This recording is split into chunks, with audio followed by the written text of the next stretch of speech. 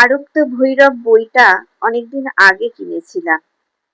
Hemi মিত্র রায়ের এই বইটা বেরিয়েছেও অনেকদিন আগেই, কিন্তু এতদিন আমার বইটা পড়া হয়নি। প্রায় 1 মাস মতো হলো বইটা পড়ে আমি শেষ করেছি। তো বইটা পড়ে আমার কেমন লেগেছে আজকের ভিডিওতে সেটাই আপনাদের সাথে শেয়ার করব। প্রথমেই আসি বইটার কাহিনী প্রসঙ্গে। কাহিনীর শুরু দুর্গাপুজোর ঠিক পরের সময়। জলপাইগুড়ি শহরে তখন শীতের আগমনী হাওয়া। তিস্তা নদীর ধারের একটা রিসর্টে ডাক্তারদের একটা পার্টির আয়োজন করা হয়। সেই পার্টিতে উপস্থিত ছিল মেডিকেল রিপ্রেজেন্টেটিভ তৃষা। তৃষার সৌন্দর্য ছিল চোখে পড়ার মতো। সকলের সঙ্গে খুব সহজেই মিশে যেতে পারত সে। পার্টির পরদিন ভোরে তিস্তা সংলগ্ন একটা হাই ড্রেন থেকে তার ক্ষতবিক্ষত মৃতদেহ উদ্ধার হয়। আরো ভয়ঙ্কর বিষয়, তার শরীর থেকে কয়েকটা অঙ্গ প্রত্যঙ্গও নিখোঁজ। কেন এমন হলো, এর পিছনে কারা রয়েছে, এই রহস্য নিয়েই এগোয় উপন্যাসের কাহিনী।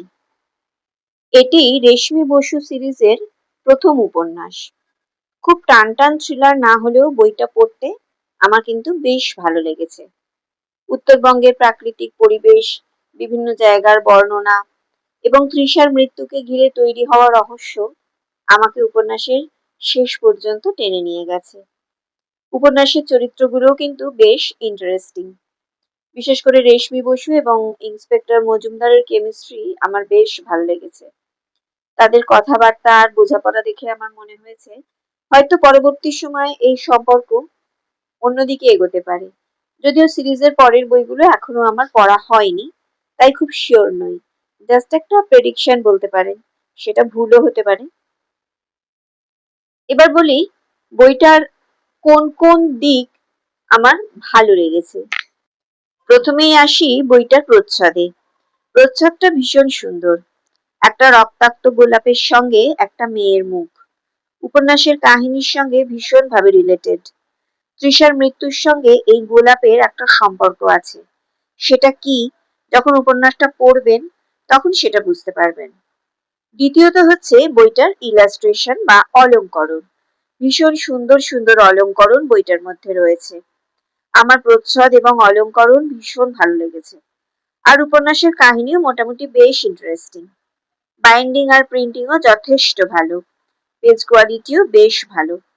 এবার বলি কোন কোন জিনিসগুলো আমার খুব একটা ভালো লাগেনি।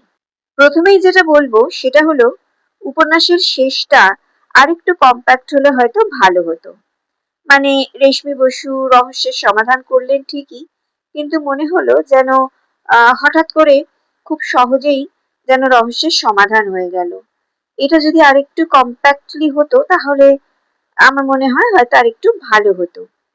দ্বিতীয়ত যে বিষয়টা আমার ভালো লাগেনি সেটা হচ্ছে উপন্যাসের শেষে কিছু তন্ত্রমন্ত্রের ব্যাপার রয়েছে। ব্যক্তিগতভাবে এরকম তন্ত্রমন্ত্রের ব্যাপারগুলো আমার খুব একটা পছন্দ হয় না, তাই বেশ অস্বস্তিকর লেগেছে ওই জায়গাগুলো পড়তে। তবে এই যে দুটো ভালো না লাগার বিষয় বললাম, দুটোই কিন্তু আমার নিজের ব্যক্তিগত অনুভূতির কথা। লেখিকা কিন্তু তার লেখনীর দিক থেকে পারফেক্ট, সেখানে কিন্তু আমার কোনো অভিযোগ নেই।